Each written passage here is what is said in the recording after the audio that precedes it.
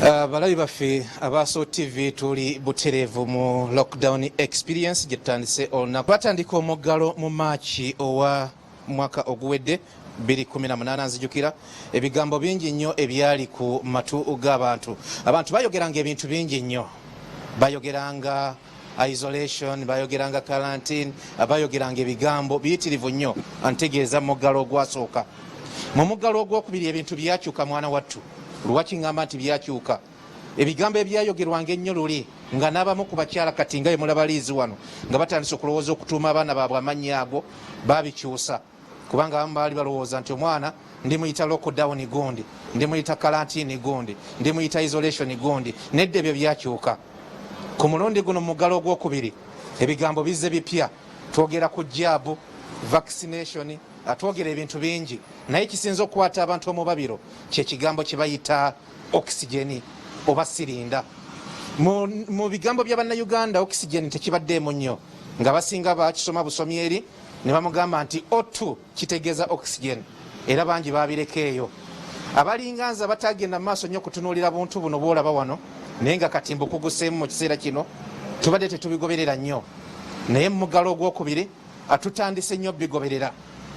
Olunaku olwaliwo programu yanjawulo ngenda kubanga ntunuulira omu ku basawo abakugu ennyo gwe nnyinza okuyita Lubyanza, gwe nnyinza okuyita Omuyiribi, nnyinza omuyita amanya nengamalayo. Lwaki njogera bwe ntyo? Nti y'omu ku basawo boyinza okwogerako mu ggwanga Uganda abayirirye mu bitundu bya Kampala, Wakiso n'ebitundu ebirala nga bagenda mu maaso n'okujjanjaba abalwadde b'ekirwadde kya COVID-19. Biki bye bayitamu mu mbeera mwe bakolera emirimu gyabwe? Tusazeewo tumusinkane, ebitiibwa bye, wasangibwa n'ebirye bye yajja bitugamba. Era olunaku olwaleero gwe wenna alowooza nti wali okwatiddwako ku COVID-19 sijja kugamba nti asuubira omukwatibwa kuba asaagala abakwate, naye gwe wenna alimu akatengo kali kakkana bukakkanyi wansi kyo gye nkuleetedde eriko gwe n'omujjanjabi omukuku wano we tuli e Nansana olunaku olwaleero. Tusazeewo tumusange mu mbuga ze, era wano we tugenda okusinziira okutwalaganya program essaawa namba nga twogera ku bigambo bye nkugambye. Tukyalinayo ebigambo bye bayita isolation, tukyalinayo ekigambo quarantine. Lwaki sirinda jaabu ne oxygen bye byefuze amatu g'abantu? Dr. Emma tusanyusa okusinkana ekifo kyo gojjo kitugamba ffe tuli butereevu ku Soul TV ebeera lockdown experience yembeera banabaako lockdown gye tuli so kuzeeko.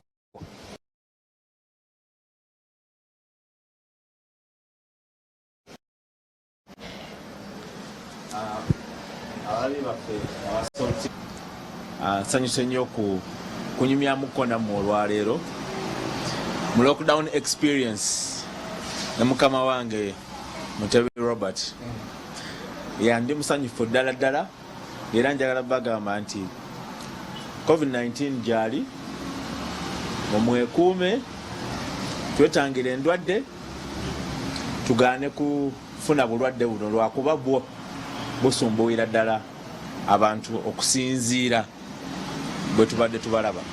Nakusuubiza nti bw'olinkanika n'empona ndidda n'enkuweera obujulizi, naye tewankanika COVID-19 abantu bayinza okutya byewakanika byali birala byewajjanjaba. Naye nsanyusa okulabika nti Dr. Emma nkusisinkanye agw'omu ku bantu betulonzeeyo betuzze tutunuulira nga mugenda maaso n'okujjanjaba abantu obulwadde buno obwa COVID-19 mu muggalo guno gwe tulimu ogwokubiri. Mu kutwaliza wamu gwe bw'oba olaba embeera gye twatandikiramu nga tuyingira second wave nakati gye tulimu, sooka tuwa ekifaananyi tuufu. Olowooza tuli kati yaddeko oba tukyali mu katu? Bwe tukomparinga bwe twali mu first wave actually second wave nga yakatandika n'essaawa zino bwe tuli, well njagamba waliwo enkyukakyuka, naye tetunnaba kuggusa, mu Luganda naligambye okuggusa ensonga, ekintu tekinnaba kutereera, tekitweyibaaza lwakuba yes cases zikendeddeko tezikyalinga bwe zaali, naye eyo si nsonga emala kutugamba nti tuli better. Twetaaga okusigala nga tuobservinga standard operating procedures ez'okwekuuma nga tetufuna bulwadde buno, okwetangira obulwadde buno okubanga bujja gye tuli. ate n'abo abalwadde bangi abamu babonye nga tebakebedde n'abo abalwadde naye tekimala kugamba nti tusuuleyo gwa naggamba zo cases zo zikendeddemuko tezikyalinga bwe zaali mu kaseera kali nzijukira lwe wajja wano ng'abantu bangi naye kati olaba nti nonteekako obuntu ku gundi ku ngalo wenamanyira nti n'okisigeni mumukebera actually ebimu bintu ebyo twabifuula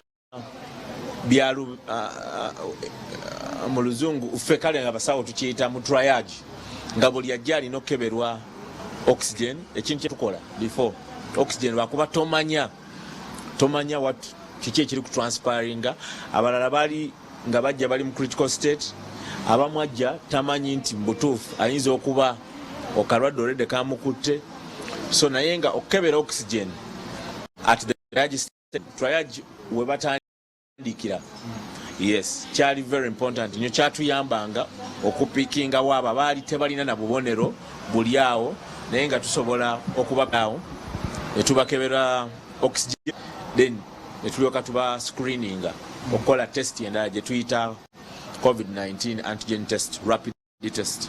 Abasawo mututadde mu kutya mu lockdown eno luli tebyalingawo nga bw'oyogedde nga buli ajja osooka mukebera ku oxygen naki buli abanga oxygen levels ze ziri wansi abeera alina COVID-19 oba n'ebirwadde ebirala okay si buli abeera na oxygen level eziri wansi nti aba ne COVID-19 si bwe kiri naye waliwo n'ebirwadde ebirala naye given embeera gye tuli mu ssaawa zino ffe musawo tulina kye tuyita differential ekintu kyosooka olowoozaako kyekyo ekiriwo omuntu bw'ajja mu ddwaliro ng'addukana nnyo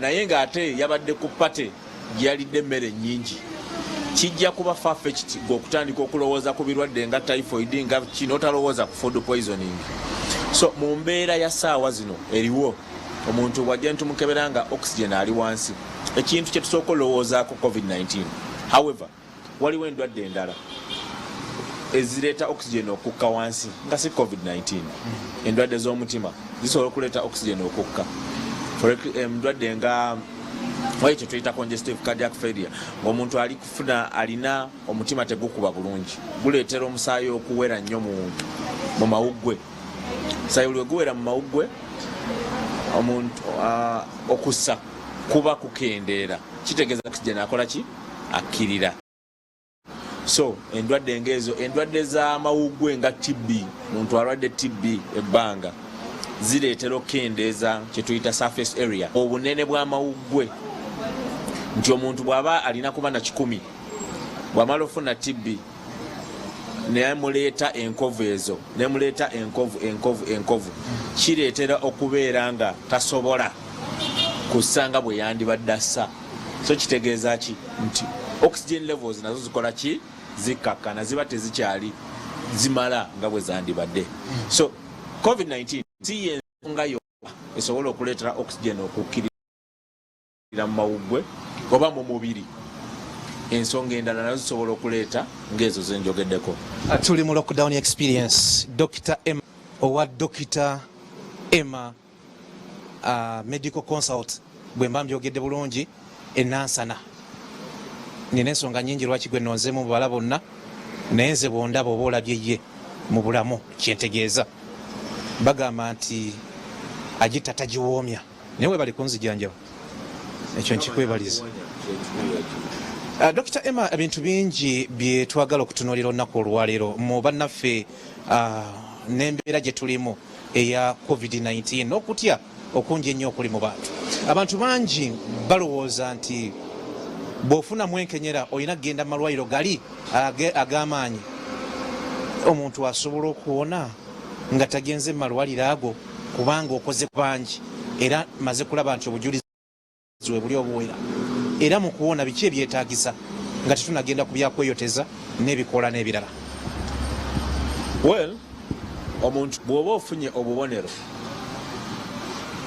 bwonna obwefaananyiza COVID-19 one tekitegeeza nti olina COVID-19 because endwadde endala zonna ze tubadde nazo zimanyi okweyisanga COVID-19. So bw'oba ofunye obubonero omuli okufuna omusujja, omuli okuwulira omubiri nga gukulumirira, omutwe kubanga olina cough, ekifuba, okolola, oba mu kifuba okubanga mukuluma, okuwulira nga otambulako kati n'owulira nga tossa bulungi, ebintu ebyefaananyiza ng'ebyo, tekitegeeza nti olina COVID-19. Waliwo embeera endala esobola okuleeta ekintu ng'ekyo, naye mu mbeera eyakati chances ziba 9 ku 10 nti olina COVID-19. So bw'obeera ewaka n'ofuna obubonero ng'obwo, one, I would advise tugamba abantu kiba kirungi okwekebeza. Kati amalwaliro agasinga galina bu rapid test, at least ne bakola screening test, n'omuntu n'asobola okuwulirizaako ekifuba n'amanya kikimuli. Naye embeera eyo wezze, yes, tekitegeeza nti dduka mu malwaliro manene. One, gajjudde congestion, that is one. Two, lwakuba waliyo congestion oyinza obutafuna buyambi nga bwe kyandibadde, naye ate kikulu nnyo okufuna omusawo amanyi kyakola, kuba engeri gye kiri nti obulwadde bwa COVID-19 bupya, basawo bangi kufa, abasawo tetumanya kyakukola. Actually bwe buzibu bungi nnyo bwe tufunye nti abalwadde abasinga jja kugamba mbadde waka wiiki 2-3 banzijanjaba musujja, sujja gwa nsiri, banzijanjaba typhoid, naye lwaki endwadde empya? So n'abasawo nabo naffe, kuba nange era saagisoma mu ssomero nti we nasomera nagisomako, naye endwadde bwejja wabaawo kye tusuubira gavumenti eyaffe okukola kwe kuinductinga abasawo okubanga bababuulira enzijanjaba. So Minister of Health erina guidelines ze yafulumya janjaba abalwadde ba COVID-19. Now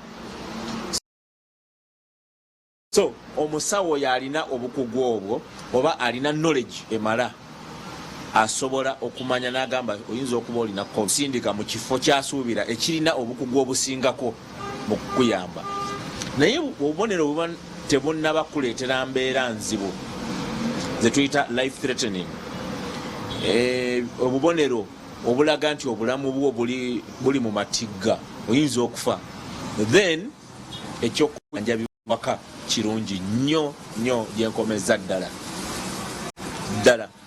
nti okwejjanjabira ewaka ekisookera ddala oba olina okuyamba abantu bo b'obeera nabo okubatangira okuba nga tebafuna bulwadde.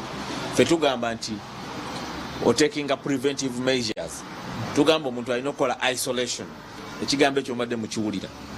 Isolation kitegeeza ki? Nti weetangira okuba nga obeera n'abalala abatannabafuna bulwadde, ne weekuuma ng'obeera wekka, olemese obulwadde okukola ki?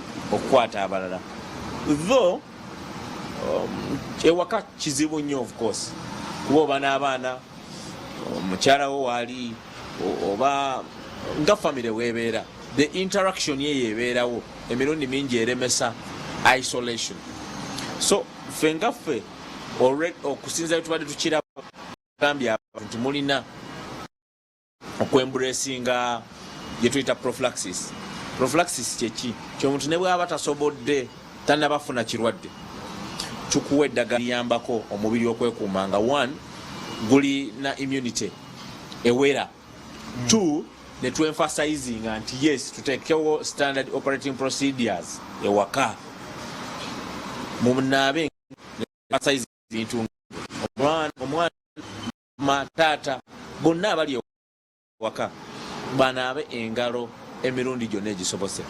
Two, bambale masiki okwewala obulwadde okuva ku oli omulwadde koleki bubakwate. Three, sanitize as much, kiringa okunaaba engalo sanitize tebirina njawulo, naye kiyambye nnyo okubanga endwadde tetambula okuva ku mulwadde okudda ku baana abalala mu family. So obujjanjabi bw'ewaka bulungi nnyo, buyamba omuntu nti mwana afuna psychological support. Balwadde bangi nnyo betugambye nti olina COVID-19, naye ng'olufuna amawulire ago alabanga okufa okutuuse, ne kireeta kibaleetera endwadde z'obwongo, psychosocial diseases. nti ate ng'omubiri okulwanyisa obulwadde weetaaga okuba nga oli mu sound mind, ng'otegeera bulungi, tolina kweraliikirira. Stress ekendeeza obusobozi bw'omubiri okuzimba abajaasi abanaalwanyisa ki endwadde. Kiddemu ekyo. Stress ekendeeza obusobozi bw'omubiri okulwanyisa endwadde. Ti omuntu buli waba nga alina stress n'obusobozi bw'omubiri gwe okuzimba abajaasi abo abanaalwanyisa obulwadde bubeera wansi. Naye omuntu buli waba nga talina stress ng'ali well cancelled n'ategeera nti yes ndi mulwadde wa COVID-19 naye COVID-19 awona, omuntu oyo awona mangu. Simba wakati dokita, abo bannayuganda bayitaaga okutunulawo nnyo n'enkaliriza. Omuntu bw'abanga alina stress n'okutya kyabulabe. Olinga agamba nti ezimu ku namba ze tulaba ez'abantu abafiira mu malwaliro bafa lwakutya, kyekisooka. Ekyokubiri, isolation eno ey'omuntu okumutwala mu ddwaliro nga taliiko babe n'atandika okulowooza, nabyo bireeta stress eri gye wayogedde, nakyo kyandiviirako abantu okufa. Sooka otunyonyole ku ebyo. Okay, njagamba bwe nti omuntu okubeera nga bamutadde mu isolation awatali waka ng'ate counseling, they've not done adequate counseling, tebamukansolinze kimala n'akitegeera ne bakuteeka buteesi mu isolation, kiyinza nakyo okwaffectinga improvement.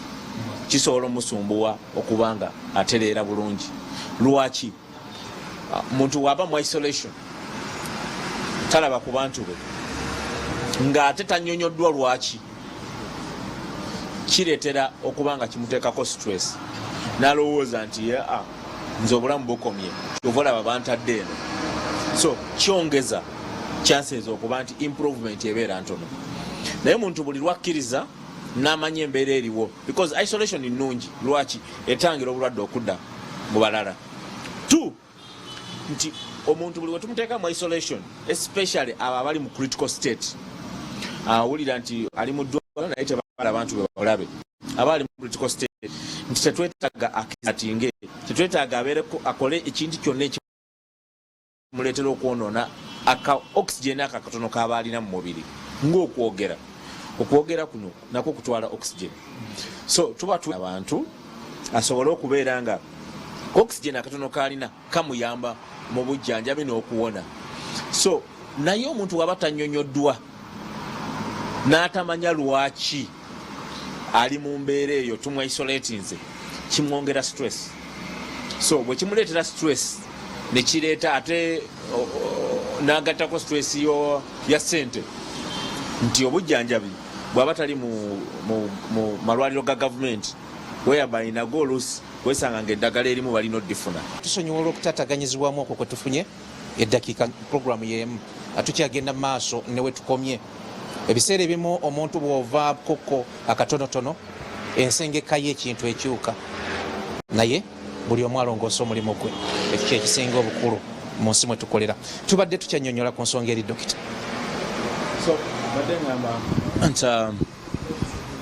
So obujjanjabi obw'ewaka mu nsi ezakula zaabwe embracinga dda kye tuyita home care.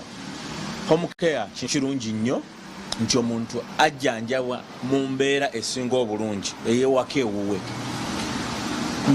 n'aba nga tali mu ddwaliro, because ate ne mu ddwaliro tugezaako okutangira endwadde okuva ku mulwadde omulala okugenda ku mulala, naye ate tosobola kikola bulungi nga bwe kibeera ewaka.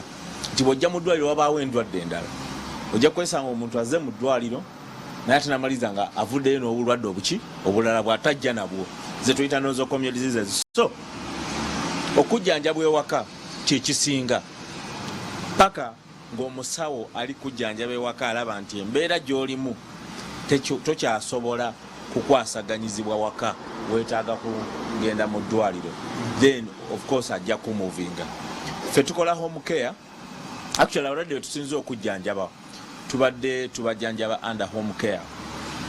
So mu home care omuntu bwe tumala omwasesinga ne tulaba embeera gy'alimu, bw'aba tali mu critical care tumuzza waka omusawo n'asobola omukeberako buli kanako emirundi 2 ku 3 tulina ttiimu n'abeera nga amukebera okusinziira ku bwetaavu ne treatment gy'alifuna n'amulaba emirundi nga3 oba 2 olunaku oba gumu naye nga ajjanjabirwa waka ng'ali mu isolation waka nekiyamba nti omuntu tayeetaaga atambulanga kuva waka kujja mu ddwaliro aba atambuza obulwadde aba ali waka bw'aba ali mu ddwaliro wano abantu be nabo baba baagala okujja omulaba so in so doing ate nabo ne batwala obulwadde so home care ndowooza ye intervention esinga okujjanjaba abalwadde ba COVID-19 era bw'oba olwadde ne bakugamba nti wejjanjabira ewaka tolowooza nti olulwo lutuuse no ewaka walungi okujjanjabwa kasita obeera ng'omuntu ali kujjanjaba amanyi kyakola era bw'alaba nti weetaaga ogenda mu ddwaliro ajja kugamba nti kati tugende mu ddwaliro naye home care treatment from experience I will say abalwadde bonna be tujjanjabidde ewaka improvement eba very swift bawona mangu batambula mangu okusinga ate abalwadde be tujjanjabidde mu malwaliro. Lwaki olowooza kiriwo ekityo? Ndowooza kiriwo ekityo because kiddayo ku kiri kye nakugambye nti kirina psychosocial bit. Omuntu bw'abeera ewaka ng'alaba ku baana be alaba ku mukyala we yes however much agezaako ku isolating nga naye ng'asobola communicatinga nabo usually abalaba every time nakyo kimuzzaamu essuubi nti nja kukola ki nja kuwona nekijjawo stressing factor psychosocial problem eyo nekigijjawo n'amanya nti adiringa ne problems za waka as well as n'ez'obulwadde bwe ng'ali waka other than mu ddwaliro. Omuntu ali mu ddwaliro ate alowooza waka tebalina kye balya agattako biru z'eddwaliro agattako obulwadde bamugambye obulwadde bw'olina busobola n'okutta so ebyo byonna bireeta stress ne bikendeza body's ability to fight disease. Whenever the body's ability to fight disease ebeera wansi of course chances of losing it are high. So kiba kirungi nnyo omuntu n'abeera nga ali well inducted n'amanya ekirwadde ekimuluma kinaawona kitya n'ataba mu kweraliikirira.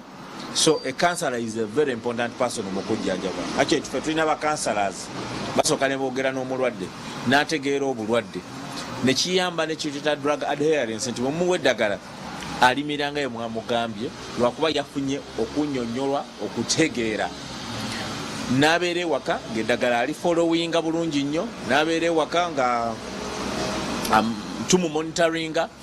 Actually n'abalala tubawa buwiddaala ntubagamba mugende after this period of time maybe 7 days komawo netwevaluating okusinzira netulaba bwe yali ne bwali saawa zino naye abalwadde betujjanjabye ewaka kino nja kiteeka on record having a good progress very good progress than abalwadde betujjanjabidde ku station because tubalina nabo ku station ng'oli agamba nze asagala kudda waka njagala kubeera wa naye ogenda okulaba nga improvement ewaka eba yanjawulo nnyo ku y'omuddwaliro. Tweyanza nnyo tweyanzeege ekinsanyusa nti dokita wenzize kumpi ffenna tuli balamu tetuwali alina COVID-19 twatesitinze twakoze buli kimu akyova olaba nti ensinkano yaffe ate teriimu bino byogamba nti oba masiki oba ki nedda tuli talatibu temweraliikira abali eyo ate n'ekirungi andi ne dokita. Dokita abantu mu ggalo guno oba embracinze nnyo ekintu kya oxygen sirinda oxygen abantu kati basula n'oxygen ziringa piro kino kina kye kiyamba natali mulwadde kibeera ng'omuntu okwetegekera nayegulira kofini nga tannamanya nakumanya nti agenda kufa. Well, I will say nti yenna aguze oxygen n'abeera naye waka ekyo njagamba nti kikyamu. It is not right. Oxygen eringa bw'olaba eddagala treatment therapy nti yeetaaga obukugu okuwa oxygen era ne baba basawo omusawo ateekwa okumanya oxygen gwengenda okuwa omuntu muwa lita mmeka lwaki ndi muweezo erina technical knowledge. You must know what you're giving. You must justify the reasons lwaki omuntu alifuna oxygen. Oteekwa okuba olina ensonga ezo ezimala so si kukwata bukwasa oxygen ng'oteeka waka oxygen teringa mundu kyoteeka olinda omubbi lwanajja and you shoot or you are protecting yourself. No, obulwadde buyinza okujja nga tebwetaaga oxygen. This time round, unlike the first wave, abantu bogedde nnyo ku oxygen. I think ekijja mu mitwe gy'abantu nti aliko oxygen. Yes, mu first wave twajjanjaba abantu era baliko oxygen abamu, though mu first wave obulwadde bwasumbuwa nnyo the elderly, abantu abakuzeemuko mu myaka be basumbuyibwa. Abo abatakuze mu myaka abaafuna obulwadde tebagetinga hospitalized nti yeetaaga oxygen and so on. Abasinga though still waliyo abo okusinziira buli muntu omubiri bwe guli nti COVID-19 ono asumbuwa nnyo abantu abalina emibiri egitasobola kulwanyisa ndwadde oba abalina comorbidities, endwadde endala already ezaaweakening emibiri gyabwe nga tegiri mugumivu kimala. So this wave eno gamazima ebadde nzibu nnyo nti temanyi muvubuka temanyi mukadde. I've seen young men of 30 years die succumbing to COVID-19. I've seen mbalabye nga mwana wa myaka 3 afudde succumbing to COVID-19, and I've seen the elderly make it nawona nga tafudde COVID-19 bangi nnyo. So naye oxygen alina kuba administered mu ddwaliro n'omusawo amanyi kyakola. Naffe oxygen gwe tuwadde abantu under home care tumutwalira under home care ntugamba no katumonitoringe. So teeka okuba olina ebyuma ebimonitoringa omubiri gulina oxygen kwenkana ki, neetaaga kwongerako kyenkana ki. Ebyo byonna yes tubikola under home care, tukuleetera oxygen ewaka naye nga tuli ku monitoringa, tukebera, tukuteekako ebyuma ebikebera, tulaba olina bungi ki, twagala bungi ki, ng'ate bw'ofuna ne treatment endala. So okubeera n'oxygen ewaka nga tolina bukugu, toli musawo, ng'ate si musawo yamukuleetedde oba mukutaddeko, I mean kikyamu.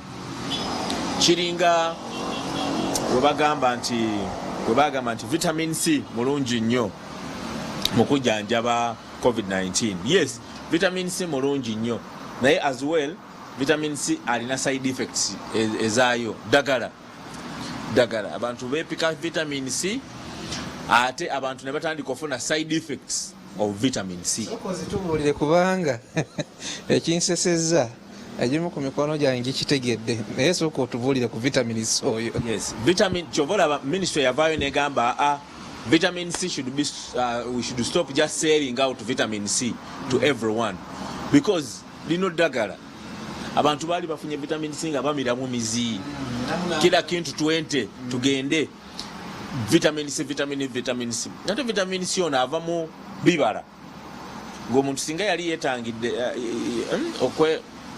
to eat fruits wakitaba mu Luganda yeetanidde okulya fruits, that would be a better option than ogenda kumpeke. So bangi ne bafuna side effect nti given environment gye tulimu bantu bangi tebalina ssente. Muntu ali mu muggalo talina na mmere gy'alya naye ate ali ku vitamin, akola ki vitamin C alya. Vitamin C alya. Yes, vitamin C is ascorbic acid. Ayongeza acidity mu lubuto. Ne weesanga ng'omuntu afunye gastric corrosion, muli inflammation, okwonoonebwa muli mu lubuto. Kati omuntu buli wafuna okwonoonebwa mu lubuto mu mbeera eyo ng'atandika ofuna obubonero obw'okwonoonebwa mu lubuto olwo. Abantu bamanyi ogamba nti alusa naye teba alusa kitegeeza ekiwundu ekitawona. Eba just inflammation esobola otereera nga triggering factor evuddewo nti bw'ostopinga vitamin C olaba nga ate otereera ekikeeto kirekedde, you know. So abantu ate ne batandika okujja mu ddwaliro lwa abdominal complications, olubuto olunuma, mbadde ndi ku vitamin C and so on. Lwaki? Akoze self medication. Omusawo si yamuwadde advice. Before omusawo okuwa eddagala aba n'ebintu bingi nnyo byaweeyinga. Owulira embeera eno kitegeeza lino eddagala terijja kukolera, tukole lino. So wabaawo eddagala lye tulina kuwa mu ndwadde endala ebyo ebintu byonna byetaaga omuntu omusawo amanyi kyakola okubanga abirowoozaamu n'alyoka akuwaki eddagala. So abantu beepika nnyo vitamin C, simanyi beewa hydroxychloroquine. So ng'ate agamba ddagala musawo yasobola okukola ki oga prescribinga. Ideally omuntu yandibadde akozesa ebibala, enva endiirwa zirina lot of vitamins ezisobola okuyamba omubiri nga si necessarily kozesa mpeke. Waliwo ne nutritional supplements zetumanyi nti eno nutritional supplement ngeri prepared as a supplement, not therapeutic medication. So ezo nazo pharmacies can recommend omuntu nazikozesa other than okudda ku vitamin C n'olya biki n'olya. 3 n'ebyo ebibala byennyini ng'omuntu ali kujjanjabibwa waka tetwandi advisinze muntu kulya buli bibala. Omuntu alina alusa alina ebibala byatalya, omuntu alina sukaali alina ebibala byatalya. Naye kati COVID-19 bwe yajja neyerabiza n'alina sukaali neyerabira nti nina sukaali nga buli kibala alya buli, n'atamanya nti ate ebibala ebyo bigenda kwongeza sukaali. Alina alusa neyerabira nti bwe mba nina alusa seetaaga kunywa micungwa kuba gigenda kwongeza asidi mu lubuto. Alina alusa neyerabira nti talina kugira ntangawuzi. Bantu bakola entangawuzi ne bakola concoction, era bangi tubajjanjabirwa concoction, ne bakoncoctinga ebintu byabwe ne bafumba ebidagala nti yetangira COVID-19. Naye ate n'amaliriza talwadde COVID-19 naye ng'ebidagala byabadde anywa byokka bimulwazizza. 3 ebidagala ebyo byoli kunywa tebirina, yes biyinza okuba bikola, sagala disputing nti tebikola, biyinza okuba bikola, naye tosobola quantifyinga bungi ki bwonywedde. Nga ffe ddala tujja kugamba nti yes Panadol omize naye omize gulaamu emu, naye ebyo ebidagala ebya habo byemukonkoctinze biba ne high concentration, era ogenda omalirizanga bangi bafunye problem nti oluusi tamanya na kibumba kikola kitya, nga byetaaga okukozesa nnyo ekibumba okubanga bikuwa results. N'ekirala ebidagala ebyo nga biinteractinga, waliyo kye tuyita drug interaction, nga biremesa amaanyi g'eddagala ate erijjanjaba ki obulwadde abasawo lye bakuwadde mu ddwaliro, ne bikendeeza amaanyi g'eddagala eryo. Lwaki? Olwa bino biconcoction byolikola ki byoli kunywa. So drug interaction kyekintu ewaka abantu kye batalowoozaako nti okunywa ebidagaladagala ng'ate omusawo naye akuwadde eddagala erirye tekyandibadde kituufu. Oba olina kwesiga musawo ne weebuuza ku musawo, bw'aba alaba nga kiryoke n'akuwa advice nti yes ekyo genda mu maaso, kino togenda mu maaso.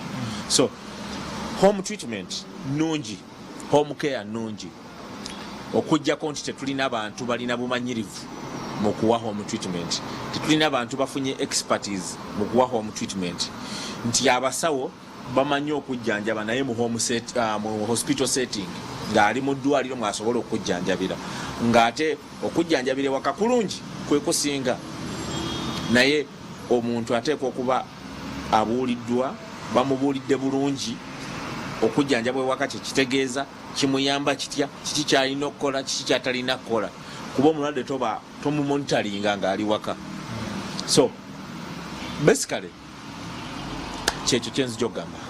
Tulinamu embeera naddala kati katugambe nga ffe bannaffe abagenda mu field n'ebiringa ebyo, abagenda ku mikolo emitongole n'egitali mitongole, nga oli bw'aba agenda ku mukolo omutongole basobola omugamba nti sooka ogende bakukebere, ne babakebererako awantu. Lwaki njogedde bwe nti kituufu omuntu bw'amira vitamini C abuza covid bw'aba amulina, waliwo abamumira nga bagamba nti obulwadde tebujja kulabika, nja kufuna pamiti ngene mbere ku mukolo gwa president ne beepika vitamini C. Kituufu abuza covid? No, ekyo si kituufu. Vitamini C tabuza covid. Bw'oba olina covid osigala olina covid era bamulaba wano kibaga nti akawuka kabula kawuka kamwe aka corona era bamulaba okujjako they are what we call false positives ng'omuntu alina obulwadde naye n'akeberwa ne balaga nti tabulina yeba false negative sorry omuntu alina obulwadde naye bamukebedde ne bagamba nti tayina no kati tests zino ziba ne level of accuracy sometimes teziri 100% perfect nti ziri ku 10 so bazireleasinga sometimes nga zi 98% and you might be in the remaining 2%. So ne bakebera ne test ne ziraga nti you negative naye nga mu butuufu oli positive say yeba false negative ate be bakebera okay awo kati nakyo kisoboka now era bangi tubafunye ne mukebera test zino zi rapid test neraga nti ayi negative ne mu recommending la DNA PCR nayo nagikola neraga nti ali negative naye nga mu butuufu omuntu ali positive lwaki omukebera clinically alina obubonero bwonna typical of COVID-19 so usually tuba advising akola x-ray nakola x-ray ngeri very eraga bulungi genda okola CT scan ngeraga bulungi naye mu kukebera wano kola PCR DNA PCR oba okola rapid test nga ziraga ali negative so a negative and a positive nazo zisobola okuvaayo zetuyita false positives and false negatives. Dr. Emma tweyanziza okusinkana wa Dr. Emma medical consult wa Nansana wetumusanze lwaki olowooza nti kati abantu bakulaba bonna saidi eyo erudde eyo abagenda maaso n'okulaba era ngenda kusaba bakusike bulungi nnyo ensi ekulaba nnyo ng'ekwetegereza lwaki olowooza ensinga bwekulaba kati erowooza nti oli mugagga gwajjanjaba covid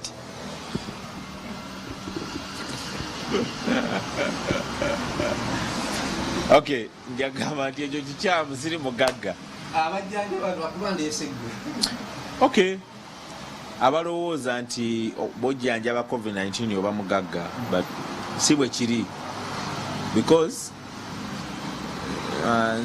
jako kisinziira omusawo akujjanjaba intention ze naye abasawo nga nze nja kwogerera nze nyumirwa nnyo okulaba omuntu ng'ateredde ate nansasula ekyo ekiŋŋendamu ekigenda just mu mulimu gwenkoze si kuba exorbitant omuntu n'okozesa advantage so kyova olaba abalwadde abo benzijanjabyeko abatulaba bajja kumpeera obujulizi fe abamu bwe tumala okulaba omulwadde tugamba abantu be mutufunyire eddagala lino tujjanjabe omulwadde abantu be ne bafuna eddagala eryo ne batutuleetera ne tujjanjaba because eddagala oluusi lyetukozesa mu kujjanjaba covid liyinza okubaako expensive okusinziira ku mbeera omulwadde gy'alimu naye olw'embeera ya ssente nga bw'ogamba omulwadde nti eddagala leeta ssente bwe ziti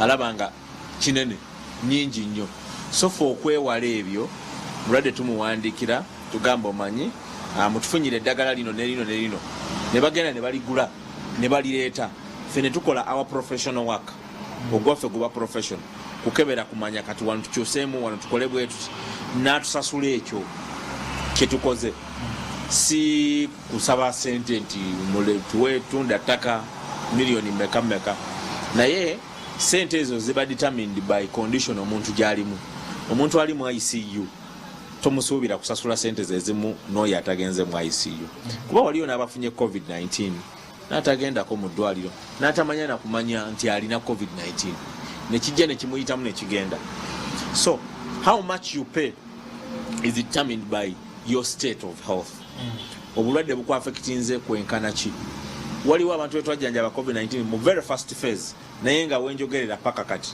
bakyalina squeries oba complications ezaava ku covid-19 owa first phase tuli myezi nga almost a year we are almost in a year naye nga paka kati bakyalina complications ezo so omuntu oyo sente zataddemu ziba completely different so kusinziira obulwadde bukusumbuye damage gye bukoze ku mubiri gwo state gy'olimu ejja determining omusawo sente zakusaba. Waliwo mukyala katugambe Liz abeereyo Kibaale oba Kabaale mu Kigawe alima bumonde afunye enkenyera naye ayagala ayambibweko akulabye oli Kampala eno mwe muli ba essential workers mukkirizibwa okutambula. Ekyokuyita kiyinza obutaba kikulu mu kiseera kino naye kyaba ayagala okumanya essaawa zino mu bwaliizi bwe ow'Ekibaale oba Kabaale ayinza kutegekawo mmeka zaatandikirako okutandika omujjanjaba oba omukanika zaatandikirako mu bwaliizi bwe Kabaale eyo. Ekyo ekibuuzo kizibu nnyo kizibu nnyo lwakuba obujjanjabi nga bwe ŋŋambye nti obujjanjabi businziira ku mbeera omuntu gy'alimu. Omuntu gy'alimu embeera yeekubuulira eddagala lye yeetaaga. Kati bw'omala omanya eddagala lye yeetaaga nakyo kiditamininga sente zajja okukola ki okusasula. So naye ebyo byonna biba determined ng'omuntu omaze kulaba endwadde emutuuse kwenkana ki. Waliwo n'atajja kwetaaga sente ogamba yesu olina COVID-19 naye afunayo eddagala lino nelino nelino lya $2,200 n'alikozesera n'atereera. So how much someone has to part with to treat COVID-19 is basically determined by the state, their health state. You're determining how much they need to part away. Dr. Olwakadde akadde kalabika katuliridde empinga ebibuuzo bibadde bingi abantu bye beetaaga okumanya naddala ku bulwadde buno bwe tulimu obwa COVID. Nammwe ababajjanjaba kubanga muyita mu mbeera etali nnyangu. Kinsanyusiza nti gwe nkusanze oli mulamu bannammwe abamu oba oli abaabugenderamu n'ebiringa ebyo naye oba oli awo Olwakadde ngenda kubuuzayo kimu bwe kiti then tusiibule oba oli awo tulidda maaso eyo ne tuba nga tutaanya bye tunaaba ate tutuuseeko oba bye tutatuuseeko olunaku olwaleero. Ekibuuzo kiri kimu kyengenda okubuuza mu mbeera gy'olabamu eggwanga Uganda obeera ku Salt TV mu Lockdown Experience n'olaba nga tubatambuza kumpi Uganda yonna, olowooza President wanaaba agenda okwogera, mpulira nti agenda kwogera ndowooza ku Sande oba ajja kwogera maaso awo, atute oba tukyabulamu ku ndowooza yo nga omusawo ki ky'oyinza okumuwabula? Okay, nganze omusawo from my perspective nganze nja kugamba nti as well as obulwadde weebuli naye ate abafudde obulwadde obutali bwa COVID-19 nabo be bangi. Yes, lockdown etuyambye nnyo very much etuyambye nnyo naye ate still abantu bangi bakoze ki bapaasinze bafudde because of other problems, stress, other problems. Tebasobola funa ddagala lyabwe, balwadde ba sikosero tebasobola kuatendinga sikosero clinics, balwadde b'endwadde endala tebasobola kuzifuna, tebasobola funa bujjanjabi ne bapaasinga because of that. 2 abantu bangi tebalina bye balya waka. So nzinja gamba nti endowooza eyange given in cases zikendeddemu abantu bandibadde ba stickinga ku standard operating procedures, abantu banaabe engalo, abantu basanitizinge, abantu bateekewo embeera okubanga beetangira obulwadde bakimanye nti obulwadde buba bukukutte. Tulagirire wobeera tusiibule. Tubeera Nansana ku masitowa awali amafuta ga Meru, Dr. Emma Medical Consult. It is basically a consult, you come and consult. Tuba ne ba physician bangi, physician yena gwayagala olaba physician, gyne, surgeon, tuye team. So when you come ojja n'okola appointment, tulina ophthalmologist abakebera amaaso galubindi. So ojja n'okola appointment yo, bakolera appointment n'omusawo owa priority eyo oba asobola okujjanjaba ekyo ekikuluma, then nojja n'omulaba. Bwe tutambudde Dr. Emma Kasame owa Dr. Emma Consult, ndowooza kyekyo tuyanze get office za Wakadde abantu n'obabuulira ku mbeera eri mu ggwanga Uganda. Agambye nti olw'embeera gye tulimu President bw'anaaba akomyewo okwogera ekituufu kiri nti yandibadde abantu abata ebisigadde tulibiraba. Nange ndowooza y'endowooza yange. Robert Mutebi Nanyini Field, ne Eric Sebalamu ne Peter Bunyasi bwe twatambudde. Kira yaddako musibe bulungi era mweraba.